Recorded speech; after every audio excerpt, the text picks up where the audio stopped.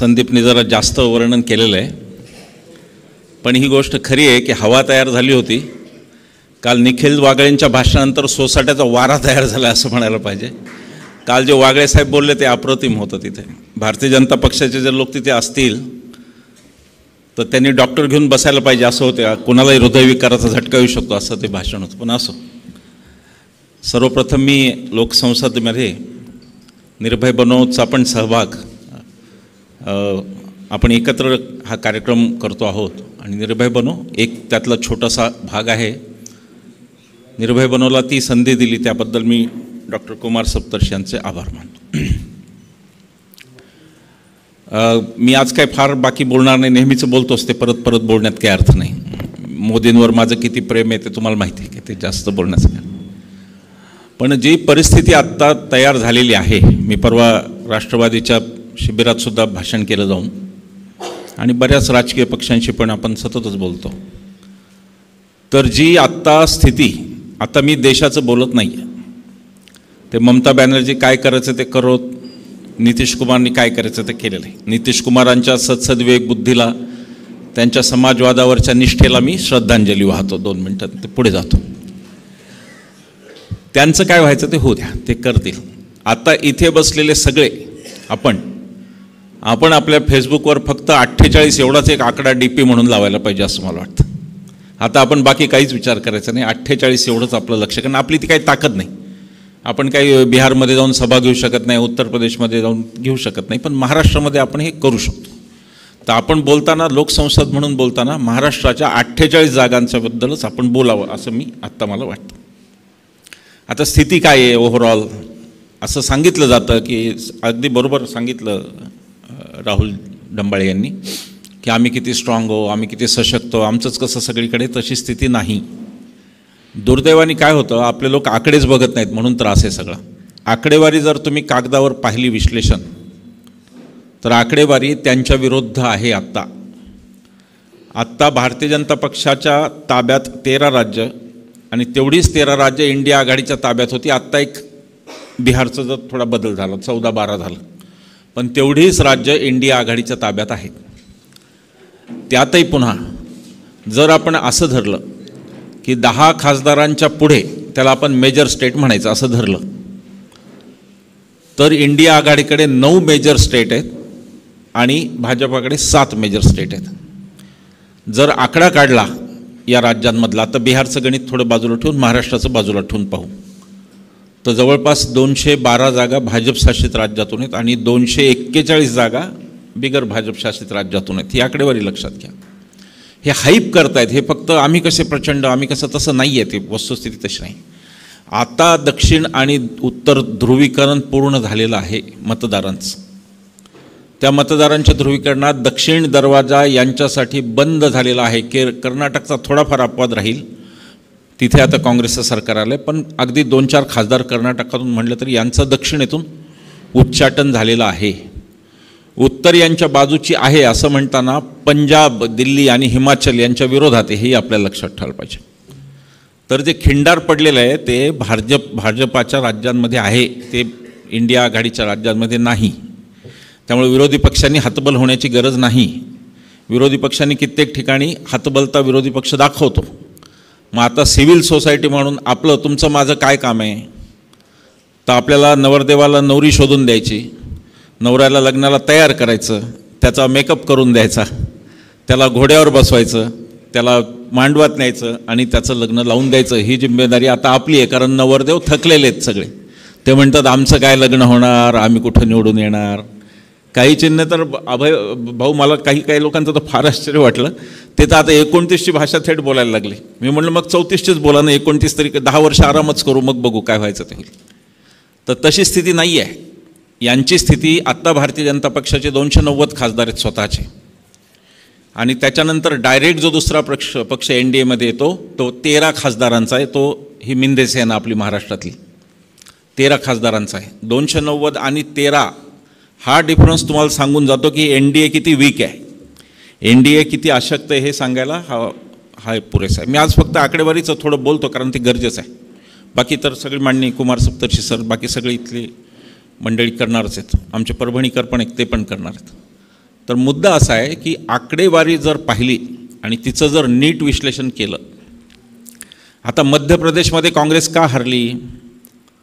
ती कमलनाथच्या एका वाक्याने हरली की ये कौन सा अखिलेश, ये अखिलेश यादव कौन है या मस्तीमुळं काँग्रेस हरली.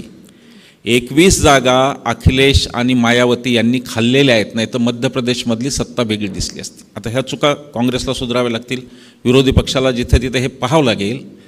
महाराष्ट्रात खूप चांगली परिस्थिती आहे, महाराष्ट्रातलं अंडरस्टँडिंग फार चांगलं आहे आणि काल स्वागतार्ह गोष्ट घडली की वंचित बहुजन आघाडी आता यासोबत आहे, ही अत्यंत स्वागतार्ह गोष्ट. आता कालचं जरी कागदावरचं गणित पाहिलं तरी आत्ता महाराष्ट्रामध्ये इंडिया आघाडीकडे 47% मतं आहेत आणि भाजपाकडे 34% मतं आहेत. म्हणजे अजितदादा वगैरे सगळे धरून जे काही पळपुटे बाजीराव जेवढे होते ते सगळे धरून यांची संख्या 34%च्या आसपास आहे. तर हे चित्र अत्यंत आश्वासक आहे. हे चित्र दुसऱ्या बाजूला अशाहीसाठी मी सांगतो की ही जी राज्यांची विभागणी झालेली आहे दक्षिण आणि उत्तर अशी, त्याच्यामध्ये नॉर्थ ईस्टमध्ये त्यांना बऱ्याच राज्यांमध्ये आसामसह आघाडी होती. नॉर्थ ईस्टचं यांचं गणित मणिपूरच्या घटनेनंतर बिघडलेलं आहे, कारण मणिपूर आणि एकूण नॉर्थ ईस्टच्या लोकांमध्ये स्वतःची एक अस्मिता जागृत झालेली आहे, त्यांना आवडलेलं नाही मणिपूरमध्ये, सगळ्या धर्मियांना कोणालाच आवडलेलं नाही. काय तर आत्ता स्थिती अशी आहे की हे जे सगळं बलाबल पाहिलं आणि मी त्याच्या पुढे जाऊन सांगतो, मी असं गृहीत धरतो, असं होणार नाही आहे, पण मी गृहीत धरतो की उत्तर प्रदेश, मध्य प्रदेश, राजस्थान आणि गुजरात या 4 राज्यांमधून विरोधी पक्षाला एकही जागा मिळणार नाही असं मी गृहीत धरतो थोड्या वेळासाठी. तसं जरी गृहीत धरलं तरी यांचा आकडा 225च्या पुढे जात नाही. यांचा आकडा 250पर्यंत जरी गेला तरी पुढचं कार्य करायला नितीन गडकरी सक्षम आहेत. या सरकारचं 50 बहुमत पूर्ण झालं तर भाजपा अंतर्गत मोदी शहांना जबरदस्त आव्हान मिळणार आहे आणि यांची हे दोघं तर जातात, ते तर मुख्य आहे आपलं सगळ्यात पहिलं. भाजप तर जायलाच पाहिजे पण हे आधी जायला पाहिजेत, ते होणार आहे. त्यामुळे हा आत्मविश्वास घेऊन सामोरं गेलं पाहिजे की होय हे होणार आहे, आम्ही ते करणार आहोत आणि ते होण्यासारखं आहे. महाराष्ट्रामध्ये जवळपास 50च्या आसपास झाले असतील, आता नक्की आकडा माझ्याकडे सांगता नाहीत मला सभांचा. त्या सभांचा फीडबॅक मी आपल्याला सांगतो. कोथरूडमध्ये तुम्हाला सगळीकडे भाजपचं वातावरण दिसेल, पण हे वातावरण परभणीत नाही. रामाचं जे काही वातावरण यांनी तयार केलं ते फक्त महाराष्ट्रात होतं आणि उत्तर प्रदेशमध्ये होतं. मी स्वतः राजस्थानमध्ये 3 दिवस जयपूरला होतो, तिथं कुठेही हे वातावरण नव्हतं. तर हे फार आता काय होतं, आपल्याला कोथरूडला गेलं की आपल्याला वाटतं देशभरात भाजप येणार, असं नाही. कोथरूडला चंद्रकांत दादा पण निवडून येणार नाहीत, बाकी त्याची काय गोष्ट आहे. चंद्रकांत दादांनी निवडून येऊन दाखवावं यावेळेला कोथरूडमध्ये, असं मी नाही, भारतीय जनता पक्षाचे लोक म्हणतात. गणित राज्याचं जर पाहिलं तर राज्यामध्ये 2 व्यक्तींबद्दल आम्हाला प्रचंड सहानुभूती आढळली आणि आम्ही सभेला जातो म्हणजे आम्ही तिथे पोचलो 4:30ला, 5ला सभा केली आणि 8ला निघालो असं करत नाही. आम्ही शक्यतोवर मुक्कामाला जातो. चंद्रकांत भाऊंना माहिती आहे, आम्ही अकोल्याला मुक्कामालाच गेलो होतो. आम्ही लोकांशी बोलतो, सकाळपासून तिथल्या अनेकांशी बोलतो, गावातले काही साहित्यिक कलाकार ते पण भेटीला येतात, सगळ्यांशी बोलतो. असं हे सिलसिला चालू आहे मे महिन्यापासून. आणि त्याच्यामध्ये आमच्या असं लक्षात आलं, आणि त्याला कदाचित चंद्रकांत भाऊ सगळ्यात जास्त, मी परभणीचा आणि ते अकोल्याचे, त्यांना जास्त माहिती आहे, ते देतील माहिती या. आणि मी हे टाळ्या घेऊ वाक्य नाही आहे भाषणाचं, या वाक्यानंतर कृपया टाळ्या वाजू नका, काही त्याची गरज नाही. फक्त लक्षात घ्या, समजून घ्या की यांना पाडणारा सगळ्यात मोठा उत्सुक असलेला वर्ग हा शेतकरी वर्ग आहे. त्याचं कारण यांनी शेतीमालाच्या भावाशी केलेले खिलवाड. 10,000 रुपयाचं सोयाबीन 4,300 आज चालू आहे भाव. 4,000 माझ्या गावाकडे, आम्हीच काल गावाकडे गेलो तर मी म्हणलं विकून टाका सोयाबीन, कारण ते विकलं नाही तर त्याचं वजन कमी होतं. एकूणच नुकसानीचाच मामला होतो. 43 रुपयाला सोयाबीन जात आहे. कापूस जो 9,000चा भाव होता 6,000वर आहे. एकही पीक शाश्वती नाही ज्याला भाव आहे. आणि हा कळीचा सगळ्यात या निवडणुकीतला मुद्दा धर्मांधतेचा पुणे शहरात असेल, तो कदाचित संभाजीनगरमध्ये असेल, कदाचित तो मुंबईमध्ये असेल, पण तो परभणीमध्ये, नांदेडमध्ये, अकोल्यामध्ये, अमरावतीमध्ये तो मुद्दा नाही. मुद्दा कारण तिथे सगळे हिंदू, यांच्यापेक्षा चांगले हिंदू आहेत पहिल्यापासून. चंद्रकांत भाऊनं विचारलं, आमच्या गावातले 10-15 लोक असे की जे आंघोळ केले की धोतर बितर नेसतात की देवांना पाणी घालून जातात, ते खरे हिंदू आहेत ना, चांगले हिंदू ते आहेत. हे देवाला पाणी पण घालत नाहीत, फक्त राजकीय राम यांना पाहिजे ना. यांचा राम राजकीय आहे, तो भ्रुकुटी टाटे असा पाहतो एकदम. अरे आमचा राम म्हणलं आम्ही कुटुंबवत्सल आहे, त्याला बायको पण तो घेऊन जातो सोबत. आमचा राम नाही, तो बायको पण सोबत. तर तिथं हिंदुत्वाचा मुद्दा नाही आहे, कारण की ते हिंदूच आहेत आणि त्यांचे ओरिजिनल हिंदू इथॉस जो असतो भारताचा आहे तो त्यांचा तो तगडा आहे. त्याच्यात काही त्यांना हिंदू मुस्लिमांचे प्रश्नच नाहीत, कारण काही भांडणच नाहीत. माझ्या गावात 45% मुस्लिम आहेत, 45%. एक भांडण नाही. दरवर्षी वर्षानुवर्षाची परंपरा आहे. हिंदू सरपंच होतो, मुस्लिम उपसरपंच होतो, संपला मामला. भांडण्याचं काहीच कारण नाही. तर तिथे हे प्रश्न नाहीत. परभणीच्या मुस्लिम मतदाराला जरी तुम्ही विचारलं तर तो म्हणतो नाही, कापसाचा प्रश्न महत्त्वाचा आहे आमचा, कारण त्याचा आर्थिक प्रश्न महत्त्वाचा. तेव्हा आर्थिक प्रश्नावर हे सरकार हारणार आहे. दुसरा अत्यंत धक्कादायक रिपोर्ट आपला पार्थसारथी बिस्वास, आपला मित्र आहे सगळ्यांचा, इंडियन एक्सप्रेसचा, त्याने एक अतिशय धक्कादायक रिपोर्ट छापला. तो मुद्दा घेऊन विरोधी पक्षाला गेलं पाहिजे खरं म्हणजे सरकारच्या विरोधात. तो मुद्दा असा आहे की शेतकरी आजपर्यंत आत्महत्या करत होते, आता शेतमजुरांच्या आत्मसंख्या त्याहून जास्त होत आहेत. फार धक्कादायक गोष्ट आहे. त्याचं कारण की शेतमजूर हा कोणत्याही कामासाठी तरबेज समजला होतो. आपल्या घरी जे मजूर येतात त्यांच्यापेक्षा तो कितीतरी जास्त श्रमाचं काम करत असतो. तो आता थकत चाललेला आहे. त्यांनी आता हात टेकले आणि त्याच्या आत्महत्या शेतकऱ्यांच्या आत्महत्येपेक्षा जास्त होत आहेत.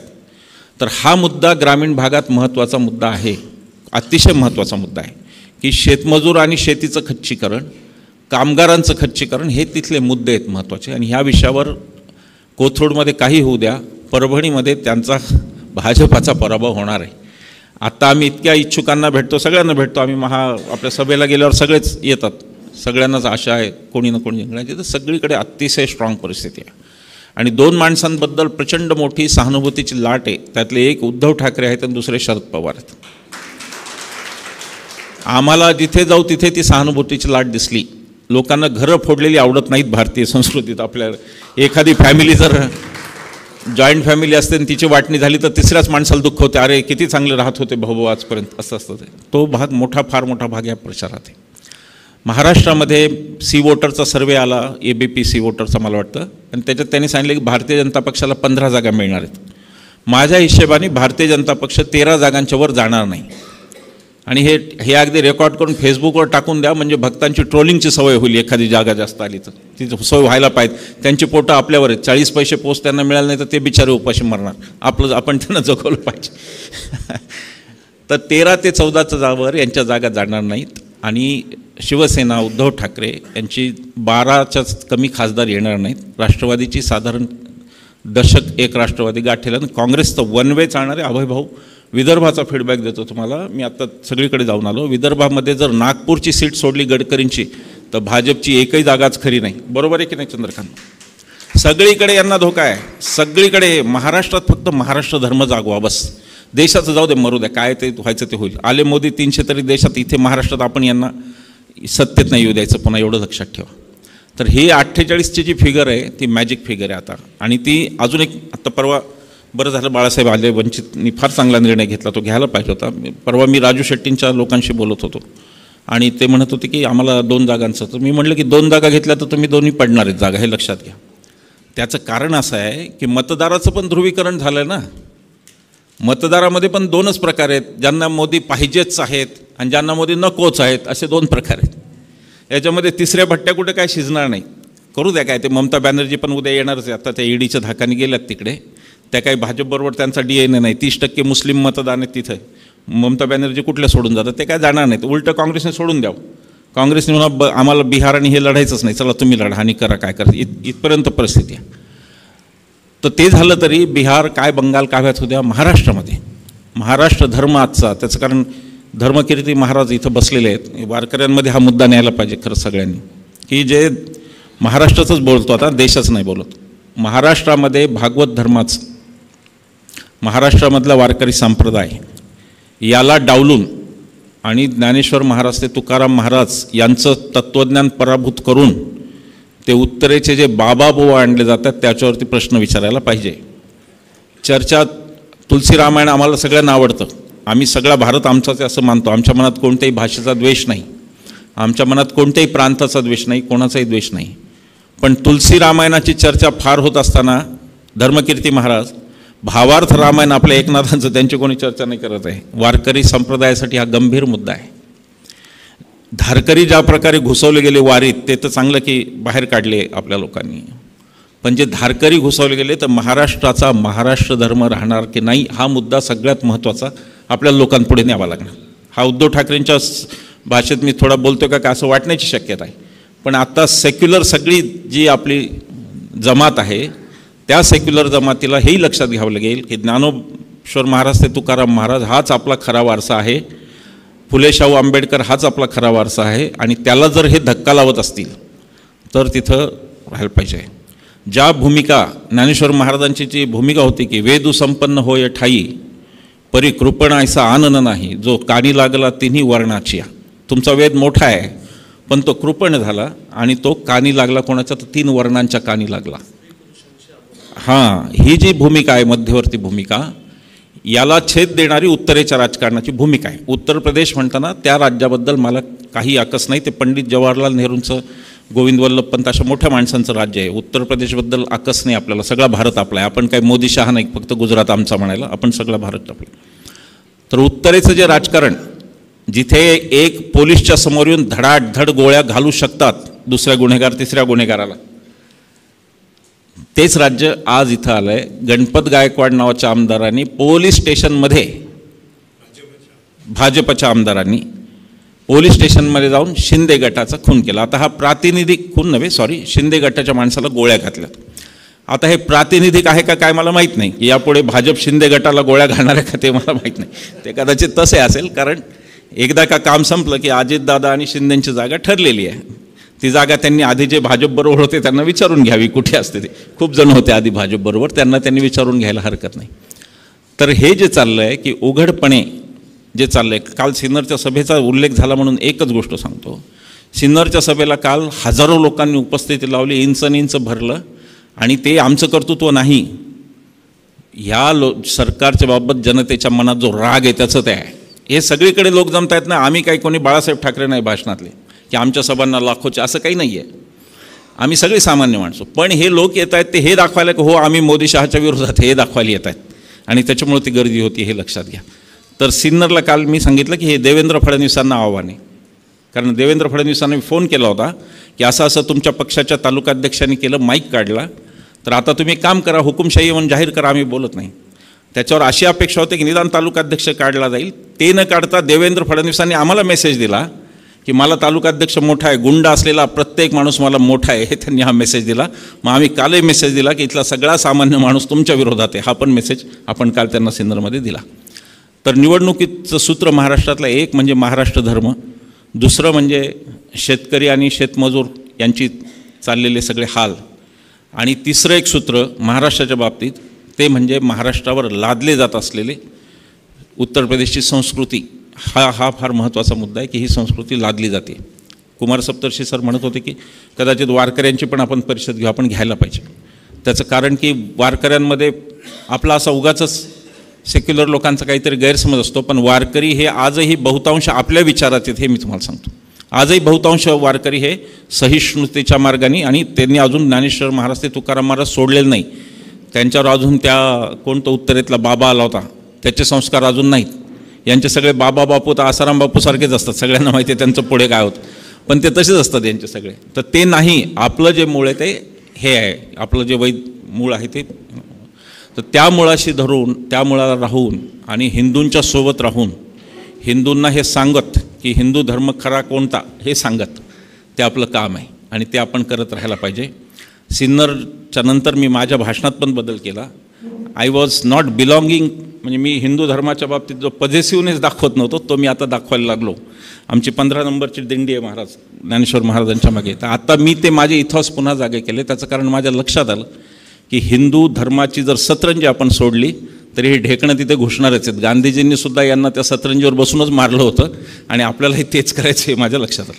त्यामुळे इथून पुढे आपण हिंदू मुस्लिम संघर्षाच्याबद्दल सहिष्णू भूमिका घेत, मुस्लिम आणि हिंदू सारखेच आहेत असं म्हणत, आणि अल्पसंख्याकांच्या संरक्षणाची जबाबदारी आमचीच आहे, बहुसंख्याकाचीच आहे, ही भूमिका घेत, पण फार त्यांच्या ट्रॅपमध्ये न अडकता. तो ट्रॅप येतो तुम्हाला धार्मिक भांडणात ठेवणं, हा ट्रॅप आहे.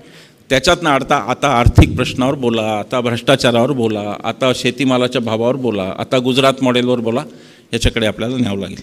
48 मतदारसंघाचं जर नियोजन प्रॉपरली झालं, याच्यामध्ये सिव्हिल सोसायटी अभयभाऊ तुमच्यासोबत राहील. आता मी तुम्हाला गांधी स्मारकचे म्हणून नाही तर काँग्रेसचे अभयभाऊ म्हणून बोलतो आहे. तर हे सगळे तुमच्यासोबत आहेत. आत्ता एक अतिशय उत्तम गोष्ट आता इथे केंद्रच झाले, गांधी भवन तर केंद्र झाले सगळ्या हालचालींचं.